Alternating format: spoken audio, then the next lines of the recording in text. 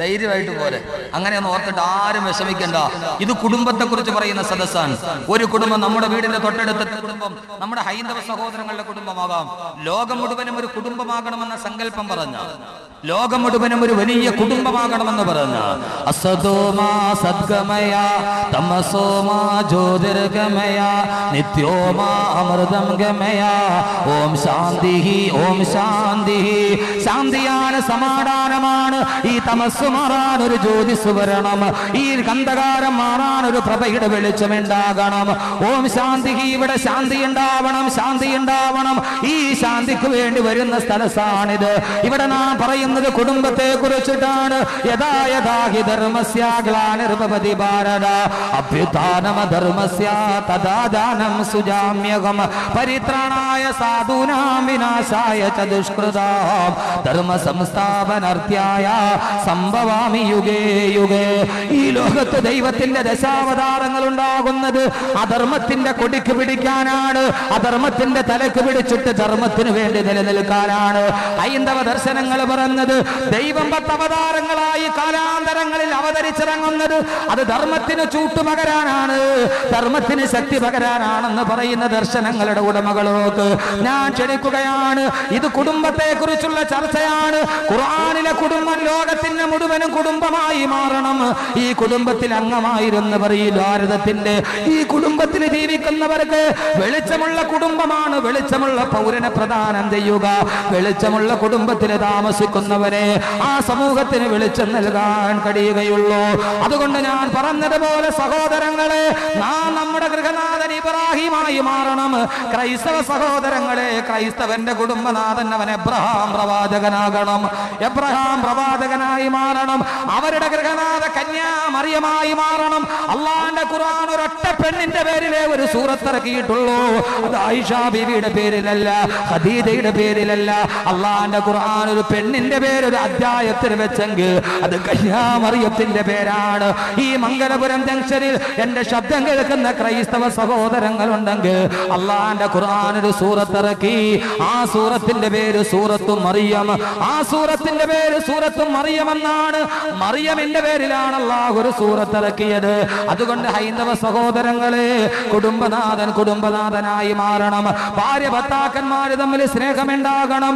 എന്റെ പ്രിയപ്പെട്ട ഭർത്താവ് ജന്മനാ അന്ധനായി പോയപ്പോ, ഭർത്താവ് കണ്ണ് കാണാത്തവനായപ്പോ, എന്റെ ഭർത്താവ് കാണാത്ത ഒരു സൗഭാഗ്യവും എനിക്കിനി കാണണ്ടെന്ന് പറഞ്ഞ് കാഴ്ചയുണ്ടായിട്ടും കണ്ണിൽ കറുത്ത തുണി കുട്ടി കൊടുത്തിട്ട് ഭർത്താവ് കാണാത്തതൊന്നും എനിക്ക് കാണണ്ടെന്ന് വ്രതമെടുത്ത ആ ഭാര്യയെ പോലെ, കണ്ണിൽ കറുത്ത തുണി കെട്ടിയ പുരാണത്തിലെ ഗാന്ധാരിയെ പോലെ ഭർത്താവിനെ സ്നേഹിക്കുന്നവളായൊരു പെണ്ണു മാറുമോ?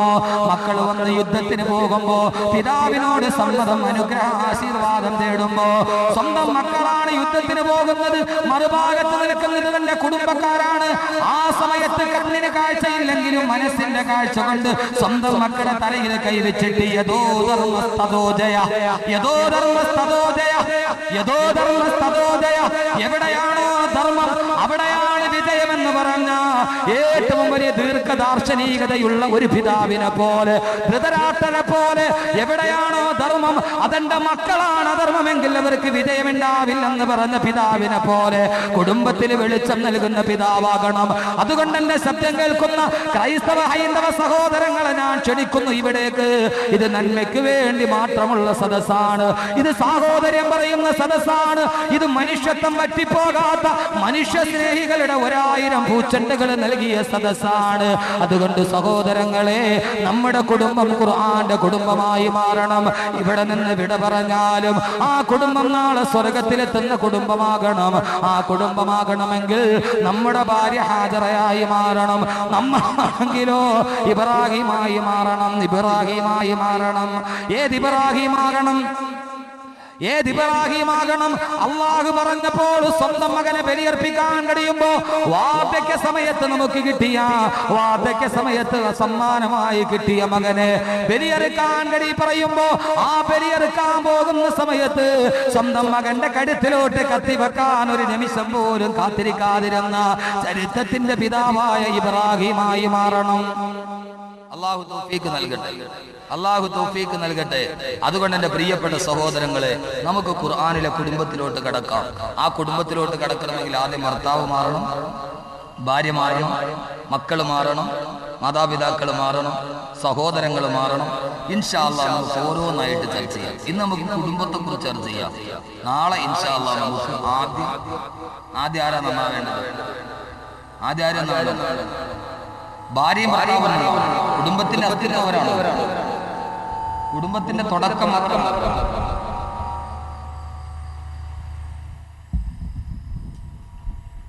ഭാര്യയും ഭർത്താവും നന്നായാലേ മക്കൾ നന്നാവും.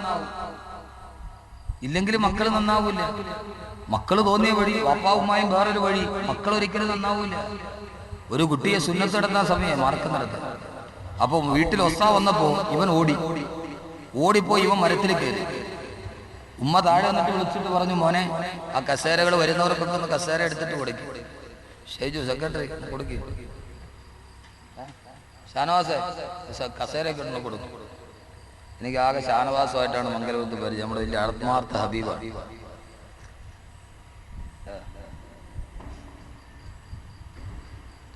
റമദാനിന്റെ അവസാനത്തെ 10 ദിവസം എൻ്റെ കൂടെ സെൻട്രൽ ജുമാ മസ്ജിദിൽ ഷാനവാസ്. അതുകൊണ്ട് ഷാനവാസ് നമ്മുടെ വലിയ ഹബീബ. എല്ലാവരും ഇരുന്ന് കേൾക്കി. 2 മണിക്കൂറേ ഉള്ളൂ. ആ കേൾവി ജീവിതത്തിൽ പ്രയോജനം ചെയ്യുന്ന കേൾവിയായി മാറട്ടെ.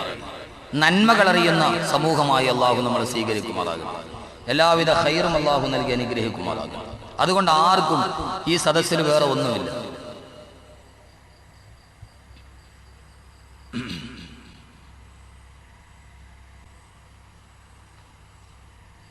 നാളെ കല്യാണത്തിനുള്ള അരിയാണ് പോണം. നാളെ നമ്മൾ പറയുന്ന കല്യാണത്തെ കുറിച്ചാണ് വിഷയം ഇൻഷാ അല്ലാഹ്. അപ്പൊ ആദ്യം എന്ത് ചെയ്യണം? ഭാര്യയും ഭർത്താവും മാറണം. അപ്പൊ ഈ പയ്യൻ മരത്തിന്റെ മുകളിൽ കയറി താഴെ എന്നിട്ട് ഉമ്മ വിളിച്ചു, മോനെ ഇറങ്ങി വാ, നീ ഇറങ്ങി വാ. ഇവൻ എന്ത് ചെയ്ത് ഇറങ്ങൂല. അവസാനം കുറെ നേരം കഴിഞ്ഞപ്പോ ഉമ്മ വിളിച്ചു മടുത്തപ്പോ ഉമ്മ പറഞ്ഞു, ശരി നീ ഇറങ്ങണ്ട, അതിന്റെ മാർക്കോ നടത്തണം, നീ നിന്റെ വാപ്പാനെ പോലെ അടക്കും, നീ നിന്റെ വാപ്പാനെ പോലെ അങ്ങനെ ജീവിക്കും എന്ന് പറഞ്ഞിട്ട് വിടാനുള്ളതാണോ നമ്മുടെ മക്കൾ? നീ എങ്ങനെ ജീവിക്കുന്നു അങ്ങനെ ജീവിക്കുക എന്ന് പറഞ്ഞ് വളരെ നിസ്സാരതയോടെ കടന്നു കടയാനുള്ളതാണോ നമ്മുടെ മക്കൾ? നമ്മുടെ മക്കൾ കുടുംബത്തിന്റെ അർത്ഥമല്ലേ? നമ്മുടെ മക്കൾ കുടുംബത്തിന്റെ ഭദ്രതയല്ലേ? കസേര ഇട്ട് കഴിഞ്ഞാ ഷൈജു നന്നായിട്ട് കസേരയൊക്കെ ചുമന്ന് വെക്കും. ഇതിനാണ് സെക്രട്ടറി ആക്കി വെച്ചിരിക്കുന്നത്. പള്ളി കമ്മിറ്റി തെരഞ്ഞെടുക്കൂലേ? തെരഞ്ഞെടുക്കാൻ നേരത്തെ എന്തെന്നാ പറയുന്നത്? ബൈജു കുഴപ്പമില്ല, 2 ഒരേ മഹ്റജ്. പള്ളി കമ്മിറ്റി തെരഞ്ഞെടുക്കുമ്പോ എന്തെന്നാ പറയുന്ന? പള്ളിയുടെ ഭാരവാഹികളെ തെരഞ്ഞെടുത്തു. പള്ളി ഭാരവാഹി. ഈ പള്ളി കമ്മിറ്റിക്കാർക്ക് ഇട്ടിരിക്കുന്ന പേരാണ് ഭാരവാഹി എന്ന് പറഞ്ഞാൽ ഭാരം വഹിക്കാനുള്ള ആളുകൾ. ഒരു 2-3 വർഷത്തേക്ക് ഒരു ഭാരം വഹിച്ചോണം. അതുകൊണ്ട് തെരഞ്ഞെടുക്കുമ്പോഴേ ഭാരവാഹി എന്നാണ് പേര്. ഭാരം വഹിക്കാനുള്ള ആളുകൾ. ആ ഭാരം ചുമന്നേ പറ്റും. അതൊരു വലിയ അമാനത്താണ്. അള്ളാഹു എല്ലാവർക്കും ഖൈർ നൽകട്ടെ. ഒരിക്കലും റസൂലുള്ളാഹ്, ഞാൻ ഒറ്റ കാര്യം പറഞ്ഞിട്ട്, റസൂലുള്ളാഹ് ഓരോ സദസ്സിലേക്ക് ഗവർണർമാരെ പറഞ്ഞുകൊണ്ട് വിടുകയാണ്. ഓരോ സംസ്ഥാനത്തിലേക്ക് ഗവർണർമാരെ തെരഞ്ഞെടുക്കുക. സഹാബാക്കൾ മുഴുവനും പ്രവാചകന്റെ മുമ്പിലുണ്ട്. അപ്പോ അള്ളാഹുവിന്റെ റസൂൽ ഓരോരുത്തരെ വിളിച്ച് അംർ ബിൻ ആസ് മിസ്റിലോട്ട് വെക്കും, മുആദ് ബിൻ ജബൽ സിറിയയിലോട്ട് വെക്കും. ഓരോ നാട്ടിലേക്കും ഗവർണർമാരെ തെരഞ്ഞെടുക്കുകയാണ്. അപ്പൊ സാധാരണ നമുക്കറിയാലോ, നമ്മുടെ നാട്ടിലൊക്കെ ഇലക്ഷന് സ്ഥാനാർത്ഥികളെ തെരഞ്ഞെടുക്കുമ്പോൾ വലിയ അടിയും ബഹളവും ഒക്കെയാണ്. പേര് പറയാനും നാമനിർദ്ദേശം കൊടുക്കാനും അങ്ങോട്ടും ഇങ്ങോട്ടും വിളിക്കാനൊക്കെ. ചില സമയത്തൊക്കെ മക്കളുടെ പേരൊക്കെ ലിസ്റ്റ് വരുമ്പോൾ ബാപ്പ പറയണതാ, ഞാൻ മൂത്രമൊഴിക്കാൻ പോയ സമയത്ത് വേറെ ആരോ പറഞ്ഞാൽ ഞാൻ പറഞ്ഞല്ല. അങ്ങനെയൊക്കെ പല കഥകളും നമ്മുടെ നാട്ടിലൊക്കെ നടന്നിട്ടുണ്ട്. അപ്പൊ അങ്ങനെ നടക്കുന്ന സമയത്ത് റസൂലുള്ളാഹി ഇങ്ങനെ ഓരോ ഗവർണർമാരെ പറഞ്ഞു വിടുകയാണ്. എല്ലാവരെയും പറഞ്ഞു വിട്ടു. അപ്പൊ ഒരു സഹാബി റസൂലുള്ളാഹി തന്റെ പേര് പറയാത്തത് എന്താണെന്ന് വിചാരിച്ച് ഇങ്ങനെ അക്ഷമനായിട്ടിരിക്കുകയാണ്. അവസാനം റസൂലുള്ളാഹി അവനെ കാണാത്തത് കൊണ്ടായിരിക്കും പറഞ്ഞത് എന്ന് വിചാരിച്ച് അദ്ദേഹം റസൂലുള്ളാഹിയുടെ തൊട്ടടുത്തിരിക്കുക. റസൂലുള്ളാഹി നിൽക്കുന്നു, റസൂലുള്ളാഹി തൊട്ടടുത്ത് നിൽക്കുന്നു. സദസ്സിനോട് പ്രത്യേകതയുണ്ട്. നിൽക്കുന്ന ആൾ അങ്ങ് അകലെ നിൽക്കുന്ന ആളെ കാണുള്ളൂ, അടുത്തിരിക്കുന്ന ആളെ നോക്കില്ല. അപ്പൊ ഓരോരുത്തരുടെ ഏതാണ്ട് സംസ്ഥാനങ്ങളൊക്കെ തീരാറായി, അന്തിമ ലിസ്റ്റ് എത്താറായി. അപ്പൊ ഈ സഹാബിക്ക് ഒരു വലിയ വെപ്രാളം, എന്റെ പേരെന്താ റസൂലുള്ളാഹി പറയാത്തത്? അപ്പൊ റസൂലുള്ളാഹി എന്നെ കാണാത്തത് കൊണ്ടായിരിക്കും ചിലപ്പോ പറയാത്തതെന്ന് വിചാരിച്ച് അള്ളാന്റെ റസൂൽ എന്ന് കാണട്ടെ എന്ന് വിചാരിച്ചിട്ട് ഈ സഹാബി മെല്ലെ ഒന്ന് എഴുന്നേറ്റോടും. കമ്മിറ്റി തെരഞ്ഞെടുപ്പൊക്കെ നടക്കുമ്പോൾ ഈ ഭാരവാഹികളുടെ പേര് നിർദ്ദേശിക്കുമ്പോൾ ചില ആളുകളൊന്ന് പയ്യെ എഴുന്നേറ്റ് മുണ്ടൊക്കെ ഒന്ന് എടുത്ത് ഖജാൻജി സ്ഥാനത്തേക്ക് വരുമ്പോൾ ഞാൻ ഇവിടെ ഉണ്ട്, എന്റെ പേര് ആരും പറഞ്ഞില്ല. അതൊരു മറ്റൊരാളുടെ ശ്രദ്ധ ക്ഷണിക്കാൻ വേണ്ടി നമ്മൾ പറയും. അതേപോലെ ഈ സഹാബി എഴുന്നേറ്റിട്ട് ഈ സഹാബി മെല്ലെ ഒന്ന് എഴുന്നേറ്റു, റസൂൽ തന്നെ ഒന്ന് കാണട്ടെ എന്ന് വിചാരിച്ച് അള്ളാന്റെ റസൂല് കൈ പൊക്കിയിട്ട് എഴുന്നേറ്റതിനേക്കാൾ സ്പീഡിൽ അദ്ദേഹത്തെ അവിടെ ഇരുത്തിയിട്ട് റസൂലുള്ള സഹാബിയോട് പറഞ്ഞു, ഇന്നഹാല അമാന ഫസൗഫ തകൂനു നദാമ. ഇന്നഹാല അമാന, ഇതൊരു വലിയ ഉത്തരവാദിത്വമാണ്, കിട്ടാനൊക്കെ വലിയ ആഗ്രഹമായിരിക്കും, പക്ഷേ ഫസൗഫ തകൂനു നദാമ, കുറച്ചു കഴിയുമ്പോൾ ഇത്രയും വലിയ സങ്കടം വേറൊന്നും ഉണ്ടാവില്ല. ഇത് ഉത്തരവാദിത്വമൊക്കെ കൊള്ളാം, പക്ഷെ കുറെ കഴിയുമ്പോൾ ഫസൗഫ തകൂനു നദാമ, ഇതൊരു വലിയ ഉത്തരവാദിത്വമാണ്. കുറെ കഴിയുമ്പോൾ ഇത് വലിയ സങ്കടമായി മാറിയേക്കാം, ഖേദമായി മാറിയേക്കാം. സഹോദരങ്ങളെ, ഇതൊരു വലിയ ഉത്തരവാദിത്തമാണ്. ഏതുത്തരവാദിത്തമാണ്? ആ ഉത്തരവാദിത്തം പള്ളി കമ്മിറ്റിയുടെ ഉത്തരവാദിത്തമല്ല, മഹല്ല് കമ്മിറ്റിയുടെ സെക്രട്ടറിയുടെ ഉത്തരവാദിത്തമല്ല, പഞ്ചായത്തിന്റെ ഉത്തരവാദിത്തമല്ല. അള്ളാന്റെ റസൂൽ പറഞ്ഞു, ഒരു ചുമതല എന്ന് പറഞ്ഞാൽ ഇന്നഹാല അമാന, അത് അല്ലാഹു നിനക്ക് വിശ്വസ്തമായി തന്നതാണ്. ഫസൗഫ തകൂനു നദാമ, കുറെ കഴിയുമ്പോൾ അത് വലിയ ഖേദത്തിന് കാരണമായിരിക്കാം. സഹോദരങ്ങളെ, ഞാൻ എന്റെ ഗൃഹനാഥന്മാരോട് പറയുന്നു, എന്റെ മുമ്പിലിരിക്കുന്ന ഭർത്താക്കന്മാരോട്, കുടുംബനാഥന്മാരോട് പറയുന്നു, അല്ലാഹു നിങ്ങൾക്കൊരു അമാനത്ത് നൽകിയിട്ടുണ്ട്. ആ അമാനത്ത് നിങ്ങൾക്ക് ഖേദമാകുന്നത്, നിങ്ങളുടെ കുടുംബം പരിപാലിക്കേണ്ടത് നിങ്ങളാണ്, നിങ്ങളുടെ കുടുംബം സംരക്ഷിക്കേണ്ടത് നിങ്ങളാണ്. ആ കുടുംബത്തിന്റെ ഉത്തരവാദിത്തം അല്ലാഹു നിങ്ങൾക്ക് നൽകിയതാണ്. നിങ്ങളുടെ ഭാര്യ, നിങ്ങളുടെ മക്കൾ, നിങ്ങളുടെ മാതാപിതാക്കൾ, നിങ്ങളുടെ സഹോദരങ്ങൾ, നിങ്ങളുടെ സഹോദരിമാർ ഉത്തരവാദിത്തം നിങ്ങൾ നിർവഹിക്കാതിരുന്നാൽ, ചുമതല നിങ്ങൾ നിർവഹിക്കാതിരുന്നാൽ, അല്ലാഹുവിന്റെ റസൂൽ പറഞ്ഞില്ലേ, കുല്ലുക്കും റാഇൻ വ കുല്ലുക്കും മസ്ഊലുൻ അൻ റഅയതിഹി, ഓരോരുത്തരും ഭരണകർത്താക്കളാണ്. നാളെ പരലോകത്ത് അല്ലാഹു അതിനെക്കുറിച്ച് ചോദിക്കുമെന്ന് അല്ലാഹുവിന്റെ പ്രവാചകൻ നബി മുഹമ്മദ് റസൂലുള്ളാഹ്. അതുകൊണ്ട് സഹോദരങ്ങളെ, സഹോദരിമാരെ, കുടുംബത്തെ കുറിച്ച് ഞാൻ പറയുന്നത്, ഇന്ന് ലോകത്തെ ഏറ്റവും വലിയ അസമാധാനമുള്ളത് കുടുംബത്തിലാണ്. അമേരിക്കയിലല്ല, ഇറാനിലല്ല. പരസ്പര വിശ്വാസം നഷ്ടപ്പെട്ടു പോയത് ഉത്തര കൊറിയക്കും വടക്കം കൊറിയക്കുമല്ല, അമേരിക്കക്കും ഇറാന്റെയും ഇടയിലല്ല, ഇന്ത്യയുടെയും പാകിസ്ഥാന്റെയും ഇടയിലല്ല വിശ്വാസമില്ലാത്തത്. സഹോദരങ്ങളെ, ഒരു ഇന്ത്യയും പാകിസ്ഥാനും നമ്മുടെ വീടിന്റെ ഉള്ളിൽ രൂപാന്തരപ്പെടുകയാണ്. അടുത്തടുത്ത് കിടക്കുന്ന രണ്ട് അയൽ രാജ്യങ്ങളാണ് ഇന്ത്യയും പാകിസ്ഥാനും. ഒരേ അതിർത്തിയാണ് സിയാച്ചിനുള്ളത്, വാഗ അതിർത്തിയിലാണ് അവർ രണ്ടുപേരും അതിർത്തി പങ്കിടുന്നത്. പക്ഷേ ഇന്ത്യയുടെ പ്രധാനമന്ത്രിയും പാകിസ്ഥാന്റെ പ്രധാനമന്ത്രിയും എവിടെയെങ്കിലും വെച്ചൊന്ന് കൈ കൊടുത്താൽ അത് വാർത്തയായി മാറുന്നു. ഇന്ത്യയുടെ വിദേശകാര്യമന്ത്രി പാകിസ്ഥാനിൽ പോയാൽ അത് ലോകത്തിലെ വലിയ വാർത്തയായി മാറുന്നു. എന്തേ ഒരു അയൽപക്ക രാഷ്ട്രത്തിന്റെ രാഷ്ട്രത്തലവന്മാര് കാണുമ്പോ എന്തേ അതൊരു വലിയ വാർത്തയായി മാറുന്നത്? അവരുടെ ഇടയിൽ കാതങ്ങളോളം അവരകലെയാണ്. സഹോദരങ്ങളെ, ഈ അകൽച്ച ഇന്ത്യയുടെയും പാകിസ്ഥാന്റെയും ഇടയിലല്ല, നമ്മുടെ വീട്ടിലാണ് ഏറ്റവും കൂടുതലുള്ളത്. ഒരേ കട്ടിലിൽ കേർന്ന് കിടക്കുമ്പോഴും ഭാര്യയുടെയും ഭർത്താവിന്റെയും മനസ്സ് തമ്മിൽ കിലോമീറ്ററോളം അകലത്തിലാണ് കിടക്കുന്നത്. അവര് കിടക്കുന്നത് ഒരു കട്ടിലാണ്, പക്ഷേ മനസ്സുകളാണെങ്കിലോ അടുക്കാൻ കഴിയാത്ത വിധം വിദൂരത്തായി കിടക്കുകയാണ്. അവർ ഭൂമധ്യരേഖയ്ക്കും മകളിലായി മാറുന്നു. ഉത്തര ധ്രുവത്തിന്റെയും ദക്ഷിണ ധ്രുവത്തിന്റെയും ഇടയിലുള്ള അകലമല്ല ഭാര്യ ഭർത്താവിന്റെ ഇടയിലുള്ളത്, മക്കളുടെയും പിതാവിന്റെയും ഇടയിലുള്ളത്. സഹോദരങ്ങളെ, കുടുംബം എത്രയോ തകർച്ചയിലാണ്. ഇന്ത്യയുടെ പ്രധാനമന്ത്രി പാകിസ്ഥാന്റെ പ്രധാനമന്ത്രിയെ കണ്ടാൽ ആരെങ്കിലും കാണാനെങ്കിലും ഒന്ന് കയ്യിൽ പിടിച്ചേക്കാം, പക്ഷേ ഉമ്മയെ കണ്ടാൽ മകൾ കയ്യിൽ പിടിക്കുന്നില്ല, വാപ്പയെ കണ്ടാൽ മകനൊന്ന് ചിരിക്കുന്നില്ല. ആ ചിരി ലോകത്തിന്റെ അപൂർവമായ ചിരിയായി മാറുകയാണ്. മാതാപിതാക്കളുടെ മുഖത്തു നോക്കി നിൽക്കുന്ന ചിരി ലോകത്തിലെ ഏറ്റവും അപൂർവമായ ചിരി. ഡാവിഞ്ചിയുടെ മൊണാലിസയുടെ ചിരിയല്ല ഇന്ന് നമ്മൾ കാണാൻ ആഗ്രഹിക്കുന്ന ചിരി. ഉമ്മയുടെ മുഖത്ത് നോക്കി ചിരിക്കുന്ന മകന്റെ ചിരിയാണ്. ഭാര്യയുടെ മുഖത്ത് നോക്കി ചിരിക്കുന്ന ഭർത്താവിന്റെ ചിരി. ആ ചിരിയുടെ പ്രകാശം നമ്മുടെ കുടുംബത്തിൽ നഷ്ടപ്പെട്ടു പോകുമ്പോ, ഖുർആനിലെ കുടുംബം എന്ന വിഷയം ഞാൻ ഇന്നെടുത്ത് സംസാരിക്കുന്നത്, കുടുംബം നന്നായില്ലെങ്കിൽ എന്ത് റമളാനാണ്, എന്ത് ലൈലത്തുൽ ഖദറാണ്, എന്ത് ആദ്യത്തെ പത്താണ്, എന്ത് രണ്ടാമത്തെ പത്താണ്, എന്ത് ഒടുക്കത്തെ പത്താണ്.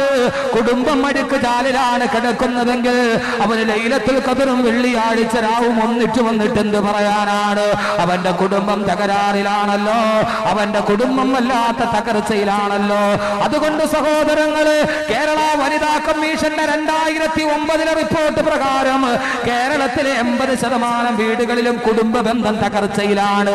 80% കുടുംബത്തിൽ സമാധാനമില്ല. നിങ്ങൾ എന്നെ വിശ്വസിക്കുമോ? നിങ്ങൾ എന്നെ വിശ്വസിക്കുമോ? കേരള വനിതാ കമ്മീഷന്റെ റിപ്പോർട്ടാണിത്. കേരളത്തിലെ 80% വീടുകളിൽ സമാധാനമില്ല. ഒരു നാട്ടിൽ 100 വീടുകളുണ്ടെങ്കിൽ 20 വീട്ടിലാണ് സമാധാനമുള്ളത്. 80% വീടുകളിലും പ്രശ്നങ്ങളാണ്. 80% വീടുകളിലും പ്രശ്നങ്ങളാണ്. ആ പ്രശ്നങ്ങളൊന്ന് അവസാനിക്കണ്ടേ? ഈ പ്രശ്നങ്ങൾക്കൊരു പരിഹാരം ഉണ്ടാവേണ്ടേ? അല്ലാഹു നമ്മുടെ വീടുകളെ പ്രശ്നങ്ങളില്ലാത്ത സമാധാനത്തിന്റെ ഭവനമാക്കി അല്ലാഹു സ്വീകരിക്കുമാറാകട്ടെ. അല്ലാഹു സ്വീകരിക്കുമാറാകട്ടെ. അതുകൊണ്ട് സഹോദരങ്ങളെ, ഈ പ്രശ്നങ്ങളെല്ലാം മാറണം. കുടുംബം വെളിച്ചമുള്ള കുടുംബമായി മാറണം. ആ കുടുംബം മലക്കുകൾ വരുന്ന കുടുംബമായി മാറണം. അല്ലാഹുവിന് ഇഷ്ടപ്പെട്ട കുടുംബമായി മാറണം. അതിനാദ്യം നമ്മൾ നമ്മുടെ ഉത്തരവാദിത്വം നിർവഹിക്കണം. അല്ലാഹുവേ, ഞാൻ നന്നാക്കേണ്ടത് എന്റെ നാടല്ല, എന്റെ നാട്ടുകാരെയല്ല. അല്ലാഹുവേ, എന്റെ കുടുംബം ഒന്ന് മാറണമല്ലോ. ഈ വീടിന് പകരം നാളെ സ്വർഗത്തിൽ എനിക്കൊരു വീട് വേണമല്ലോ. നമ്മുടെ ദുനിയാവിലെ വീടുണ്ടാവട്ടെ, അത് ഓലമേഞ്ഞതാകട്ടെ, ഓടുമേഞ്ഞതാകട്ടെ, എത്ര വലുതാകട്ടെ, അതിന് പകരം അല്ലാഹു നാളെ സ്വർഗത്തിൽ ഒരു വീട് തരുമല്ലോ. ഇവിടത്തെ വീട് നന്നാക്കിയാൽ അല്ലാഹു നാളെ സ്വർഗത്തിൽ ഒരു വീട് തരുമെന്ന് അല്ലാഹുവിന്റെ വിശുദ്ധ ഖുർആൻ. തിൽകദ്ദാറുൽ ആഖിറ, തിൽകദ്ദാറുൽ ആഖിറ നജ്അലുഹാ ലില്ലദീന ലാ യുരീദൂന ഉലുവൻ ഫിൽ അർളി വലാ ഫസാദ വൽ ആഖിബതു ലിൽ മുത്തഖീൻ. അല്ലാഹു പറയുന്നു, തിൽകദ്ദാറുൽ ആഖിറ, നാളെ ആഖിറത്തിലെ വീട്. ഏത് വീട് വേണം? ദുനിയാവിലെ വീട് വേണോ? ആഖിറത്തിലെ വീട് വേണോ? ഏത് വീട് വേണം? രണ്ടും വേണം. ആഖിറത്തിലെ വീട് മാത്രം മതി എന്ന് പറഞ്ഞാൽ ഇപ്പൊ എഴുന്നേപ്പിച്ചു വിട്ടാൻ ഇവിടെ. രണ്ട് വീടും. ചില ആളുകൾ ദുനിയാവിലെ വീട് വേണം, ആഖിറത്ത്. എനിക്ക് ആഖിറത്തിൽ മതി. ദുനിയാവില്ലാതെ എന്താ ആഖിറം?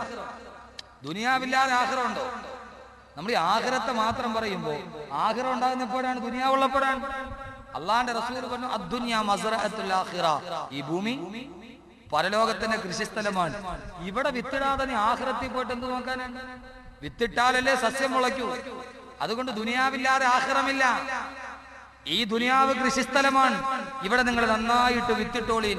ആ വിത്തിട്ടാൽ നാളെ നിങ്ങൾക്ക് നാളെ സ്വർഗത്തിൽ അതിന്റെ ബലം കൊയ്തെടുക്കാം. അള്ളാഹു അങ്ങനെ ആക്കട്ടെ.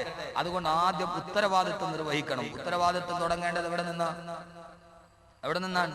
ഗൃഹനാഥൻ നിന്നാണ്. നമുക്കൊരു ഉത്തരവാദിത്വം വേണം. നമുക്കൊരു ഉത്തരവാദിത്വം ഉണ്ട്. നമുക്ക് വല്ല ഉത്തരവാദിത്വം ഉണ്ടോ നമ്മുടെ കുടുംബത്തിന്റെ കാര്യത്തിൽ, ഭാര്യയുടെ കാര്യത്തിൽ? ഏതൊക്കെ കാര്യങ്ങൾ ശ്രദ്ധിക്കണം? ഞാൻ ഈ കുടുംബം മാത്രം ആദ്യം പറഞ്ഞിട്ട് പിന്നെ നമുക്ക് ഓരോന്നായിട്ട്. നാളെ ഭാര്യയും ഭർത്താവും, രണ്ടാമത്തെ ദിവസം, മൂന്നാമത്തെ ദിവസം മക്കൾ, നാലാമത്തെ ദിവസം മാതാപിതാക്കൾ, അതിന്റെ സമാപനം. ഇങ്ങനെയൊക്കെ ജീവിച്ചാൽ നാളെ സ്വർഗത്തിൽ നമുക്ക് അള്ളാഹു നൽകുന്ന കുടുംബത്തിന്റെ പ്രത്യേകത എന്താ? അള്ളാഹു തൗഫീഖ് നൽകി അനുഗ്രഹിക്കട്ടെ.